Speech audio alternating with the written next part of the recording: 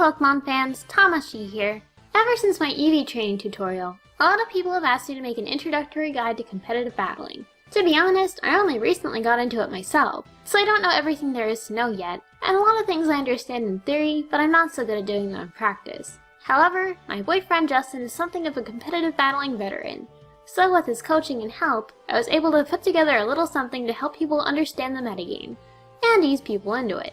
For simplicity's sake, I'm only going to cover the current generation metagame in this video, but there are still competitive circles that run the older games too. Everything I'm going to cover in this video is basic and isn't really specific to generation anyway, so if you plan to get into the X and Y competitive scene, this is a good place to get started. If there's anything in this video you don't understand, like an attack or ability name that you don't recognize, or if you don't know the difference between special and physical, you might want to become a bit more versed in Pokemon in general before you tackle the competitive world. But if you think you're ready to battle with the best, then let's dive right in. In the world of Pokemon, the duties in battle are split between the Pokemon and their trainers. The Pokemon have amazing abilities that their trainers do not, but they rely on their trainers to help them hone their skills and use them properly. A Pokemon can be really amazingly strong, but without the hard work and understanding of their trainer, they'll still fail in battle. This is why the bond between a trainer and their Pokemon is so important. Pokemon work so hard for their trainers, so it's up to us to work just as hard for them and become the best trainers we can be, so we don't let the Pokemon we love down.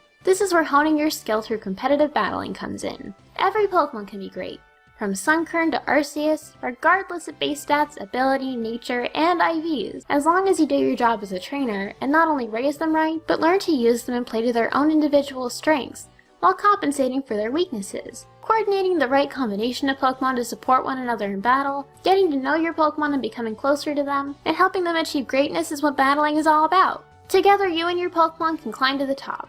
All you need is faith in your partners, perseverance, and the will to win. Competitive battling is actually kind of a broad term these days, in that it can refer to a couple different formats. For example, there's the VGC format, that centers around double battles and as such has unique strategies and rules that go with it. Or there's the singles metagame, which is the more popular format we'll be focusing on today. For singles, most people follow the tiers, rules, and ban lists that are on Smogon.com. Here the users democratically vote on any changes made to the rules and ban lists based on their ladder rating. So it's not just a few elite players trying to tell the community how they can and can't battle. It's any player with a certain amount of experience. And even lower ranked players can still voice their opinions and have their thoughts considered. There are a lot of people who dislike Smogon for its rules and the way it separates different Pokemon into tiers, but really all of these changes are in the interest of making the game as fair and balanced as possible. They're not vindictively trying to tell you your favorite Pokemon sucks because it's in a low tier, they're trying to give all Pokemon a level playing field, so there isn't a scenario in which a Pokemon is completely useless. Well, except unknown. And if you still have a problem with something in Smogon's rules, then there's no harm in playing outside them, as long as your opponent is aware of it. Just don't do something like spamming Spore if your opponent thinks you're obeying Sleep Clause, for example. That's just not good sportsmanship. Smogon also isn't the only metagame out there. Nugget Bridge is a great metagame for doubles and is a good place to practice for the official tournaments, and there are other sites with slight variations on the rules. However, the most popular meta out there right now is Smogon's, so let me explain how it works. There are 5 tiers: Uber, Overused, Underused, Rarely Used, and Never Used. These tiers are decided based on how often a Pokemon is used in competitive by the community, based on statistics from battle simulators like Showdown, and nothing else. It's not based on stats, it's not based on potential, it's based on actual usage, so it's entirely decided by the community. Except the Uber tier, which is based on overpoweredness, and mostly includes things like Arceus and Mewtwo. Pokemon in lower tiers can be used in tiers above them, but Pokemon in a higher tier cannot be used in tiers below them. This helps keep the game balanced. So say your favorite Pokemon is Blaziken, and you want to have one with speed boost on your team, which is classified as Uber. But you also really like Glaceon, a Pokemon in the NU tier, and you want to use them together.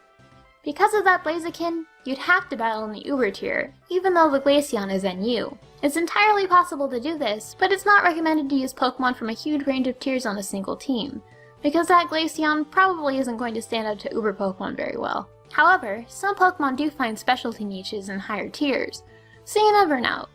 Don't get offended if you discover one of your favorite Pokemon is in a low tier. It's just there because not a lot of people use it.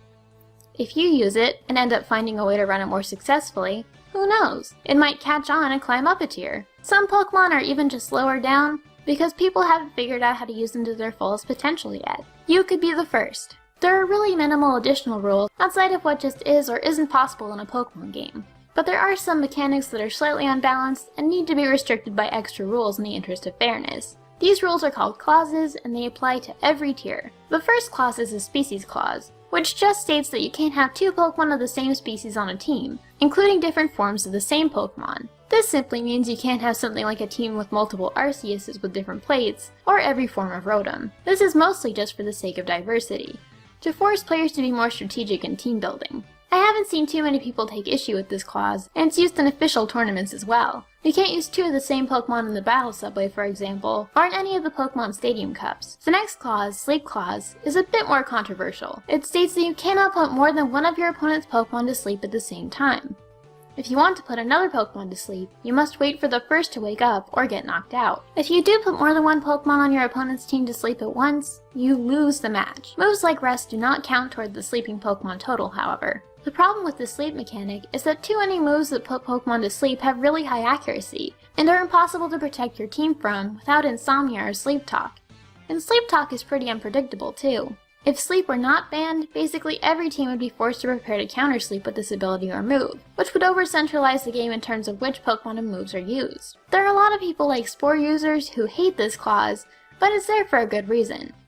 In the 2013 Pokemon World Championships, the Masters final came down to Arashi Amati from Italy and Ryosuke Kosuge from Japan. Amati used an Amoonguss with Trick Room active to completely immobilize his opponent's team with Spore, and took the victory in an incredibly short match. A lot of people felt his strategy was really cheap and unfair, and situations like this would be even more common if sleep were not banned. Another debated clause is the Evasion Clause, which states the Pokemon used in a competitive match may not have Double Team or Minimize in its moveset. If you bring out a Pokemon into battle with either of these two moves while this clause is enforced, you automatically lose the match. This rule is pretty similar to the Sleep Clause, in that there just aren't enough ways to fight against Ray's evasion, where battle items like X accuracy are not allowed. The biggest problem is that everything can learn Double Team, which means that moves that are guaranteed to hit like Aerial Ace and Swift will only be effective in some situations. If you're up against a Chansey with a lot of HP, Aerial Ace isn't going to do an awful lot, and Swift will do even less against such especially defensive Pokemon. Pokemon with the No Guard ability are too scarce, which would limit team variation and over-centralize the game. It's a luck-based mechanic anyway, so it turns the match to a game of chance rather than skill, which isn't really the point of a competitive match. It should be noted though that this clause does not apply to Ubers. The next clause, the One-Hit KO clause, just limits Pokemon from having moves like Fissure, Guillotine, Horn Drill, or Sheer Cold. These moves are luck-based as to whether or not they will hit, take no skill or strategy to use, and are impossible to prepare your team to deal with, so they were deemed unfair. Lastly is the Moody Clause, which bans any Pokemon with the ability Moody. This ability is kinda broken, in that you can bring an unevolved Bidoof with this ability into an Ubers match and completely sweep the entire team with it. Moody randomly boosts his stat by 2 stages at the end of every turn, and lowers another by 1, which is really unpredictable and just kind of OP. It's better to ban the ability than to relegate Bidoof to Ubers, which is just silly. Though this isn't a clause, you can't have both a Pokemon with Drizzle and a Pokemon with Swift Swim on your team in any tier except Ubers. Different tiers also have specific banned moves, held items, or abilities. In OU, you cannot have a Pokemon with Sandveil or Snowcloak on your team. And if you have a Latias or Latios on your team, they can't hold Soul Dew. In UU, Drought and Sandstream are banned in addition to Sandveil and Snowcloak. In RU and NU, Snow Warning joins the list of banned abilities. And you can't have a Pokemon with Shell Smash and Baton Pass in the same moveset. In these particular tiers, there may be few or no Pokemon capable of handling particular circumstances, so the rules need to be adjusted to keep each tier balanced. Now that you're familiar with the game, I'm sure you're itching to get started, right? Well, the first thing you need to do to start playing competitively is to put together a team. And there are a lot of different factors to consider in team building. When you're first starting out, I recommend raising a whole bunch of different Pokemon, and seeing which ones you like battling with the most. Do you like using your favorites regardless of how they battle? Do you like using a certain strategy? What sort of common threats pop up when you're using a certain Pokemon, and how can you work around it? It helps to have at least a few Pokemon in mind from the start to work around, or a strategy you want to incorporate. Once you've found a few Pokemon that work for you, you should decide what tier you'll be battling in. Again, you don't need to stick to Pokemon from only one tier, but you will be battling in whatever the highest tier you have a Pokemon from is. Each tier has its own specific threats and strategies you need to account for, so pay attention to the Pokemon that make up each tier. If you happen to have a Pokemon that's really weak to a move or type that's very common in your tier, you might want to consider swapping it out for something else, or adding a Pokemon that can support them and counter whatever that threat is. Let's take Volcarona for example. It's a bug fire type and has a ×4 weakness to Stealth Rock. To compensate for this, you might want to add a Rapid Spinner like Forretress to your team to remove field hazards. Also consider the strengths of your Pokemon and how you can best complement them. For example, if you have a Kingdra on your team with Swift Swim, you can add a Pokemon with Rain Dance to give it that extra boost. This is all a bit vague and situational though, so I'll put together a team right now as an example. I've got a Politoed that I raced and really enjoy battling with, so it'll be the Pokemon I built my team around. It's OU, so from the start we know that's the tier we need to plan for. This Politoed happens to have Drizzle, which means I can't use Swift Swimmers like my Kingdra, but we can still take advantage of Rain in other ways. For example, Rain boosts water moves by 50%, and it cuts down on damage from fire attacks by 50%. That means we can use a Pokemon that's weak to fire in the rain and virtually remove its weakness. That gives us the option of using Bug or Steel types. It also gives us the option of using Grass types, but most of those work best in the sun, so we'll save those for another team. I've got a Volbeat with Baton Pass and Tail Glow that would complement my special attacking Politoed, but with its weak defenses and Stealth Rock weakness, it probably won't last all that long in OU. Instead, we'll go with Scizor, to give our team some physical coverage. We should also keep in mind that Rain gives moves like Hurricane and Thunder 100% accuracy. I already have a Swanna with Hurricane, so I'll add that to my team.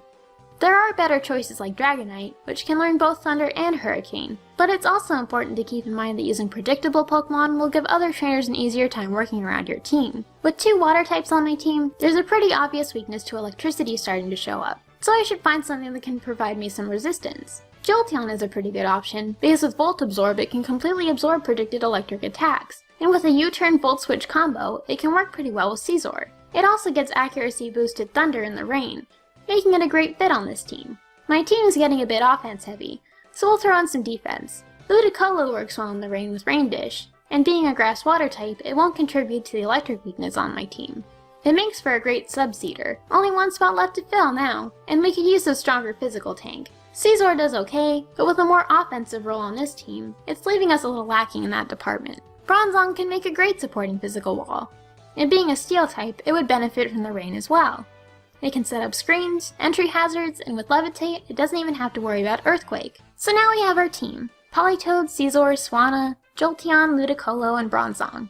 We've planned it out in theory, but to get a good feel for how it actually performs, we'll have to use it in battle. Make sure you get lots of practice with your team. Learn what it's good at, learn its weaknesses and threats and how to counter them, and if you need to, make changes and adjust accordingly. A good way to get a feel for your team before you go to the trouble of actually raising them is to use your team in battle simulators like Pokémon Showdown. Once you're comfortable with your team, it's time to really start battling. Every battle, of course, begins with the first Pokémon you send out, and depending on how you start the match, it can set you up for success or rig you for failure. Choosing a good lead is very important to get some early momentum going in your favor. In most cases, leading with a good offense is a good way to start things off. It gets you dealing damage quickly and sets a fast pace for the match. Leading with a more defensive Pokemon can slow things down, and you don't want to let your opponent get that head start. Try and lead with something that can deal damage without any stat boosts, like maybe a Choice Bander or an all-out attacker. Setting up an attacker can cost you valuable turns that you can't risk wasting early on. The opponent could get some free hits in on you, or be given the chance to set up their Pokemon, which you don't want to let them do. Alternatively, depending on what kind of strategy you're running, you can start off with a Pokemon that can set up hazards or weather. If you have a few Pokemon you could lead with, and you're not sure which one to pick, get a good look at their team before the match if you can in Team Preview, and see what they've got. Try and predict what they'll lead with, and choose a Pokemon that has an advantage if possible. If they have a Pokemon you know can deal some heavy damage early on, or if they have a Pokemon that you know can set up weather or field hazards, that might be who they go with. Also consider that they might be able to predict who you lead with, which can give you some clues as to who they'll choose. That's about all the time we have today, but I'll be back soon with more competitive Pokemon for beginners. I hope this video helped you get ready to take on the world of competitive battling, and let me know if there's something you'd like to see me cover in a future episode. I know getting started sounds like a big undertaking, but once you actually get battling, it'll be easier to get the hang of everything. Just like your Pokemon gain experience and level up, you too must gain experience to become stronger. Put together a team and battle against all kinds of different opponents. Study up on various Pokemon in your tier, so you can learn how to deal with them when you face them, and don't be afraid to lose when you're just learning. In Pokemon Showdown, you can even sit in on other people's matches and see how they handle different situations. You can learn a lot by experimenting and observing. So get out there, have fun, and good luck. Thanks for watching, and don't forget to subscribe for more Pokemon videos. See ya!